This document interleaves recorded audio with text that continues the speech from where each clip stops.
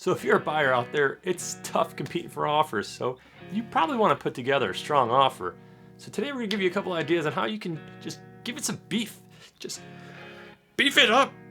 Beef it. Hi, I'm Jake Tysiak, that guy that sells houses. I'm a realtor here in Illinois, and today we're going to talk about a couple different ideas you might not have thought about in order to put together a stronger offer if you are looking to purchase a home. Now, what makes these unique is the fact that it's actually not part of the actual contract. So these are going to be addendums that we can use to give a couple different scenarios that can potentially give you a better leg up. Now, of course, there are some pluses and some minuses that come along with these, so I will explain how it can benefit and who, as well as the drawbacks with it. So let's get into it. Now let's talk about our first idea, which might not fit everybody, but it's called our appraisal gap addendum. Now what that means is when you purchase a house with a mortgage, the bank's gonna wanna go out there, look at the house and make sure that what the value you're seeing in it is what they see in it.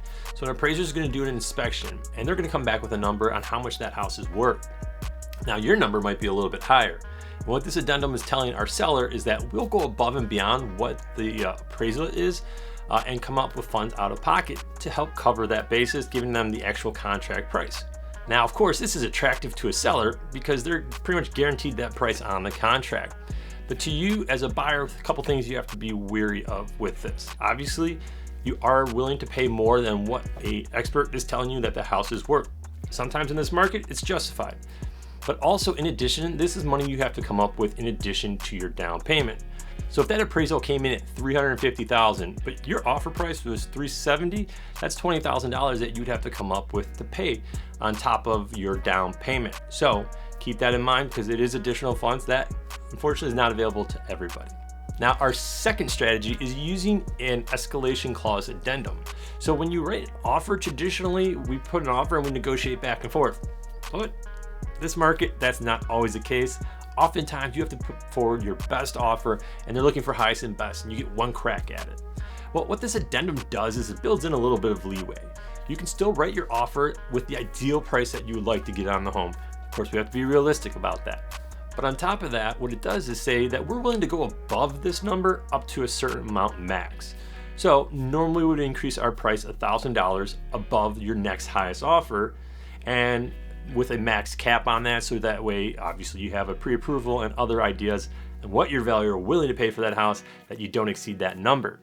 Now obviously for you as a buyer, this can be a huge advantage because this way you're not feeling like you have to pay more than you feel is necessary to get that house.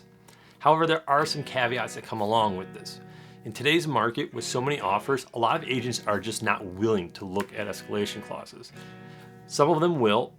Others will look at them but assume that that number is your highest price for your offer and not escalate it like it's traditionally meant to do. Now us agents can do our best to help educate that listing agent if they're not familiar with how that works.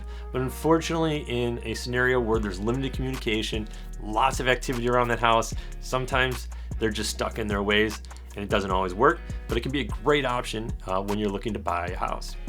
Now, our third strategy is actually presenting an offer that the seller can accept and giving them some leeway to actually go out and shop for another house.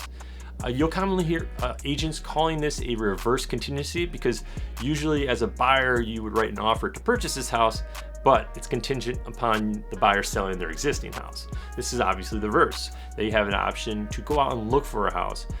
Sometimes this is also called a seller resident replacement addendum. But in essence, what we're doing is submitting an offer that the seller can negotiate with us and talk with us on terms and then go ahead and accept, but knowing that they have the leeway of going out and looking for a house. Again, it's hard for some buyers to find houses in this market, so that flexibility where they can go out and look for a house, but if they don't find one, have the ability to then go ahead and cancel the contract that you have as a buyer so they have a place to live, can be very attractive. Now, of course, this isn't going to necessarily work for every situation. This would be a great application for somebody who is currently listed in the private network, because I feel a lot of those houses that aren't actively on the market yet are sort of in that limbo where they're looking for their own house because it's tough out there.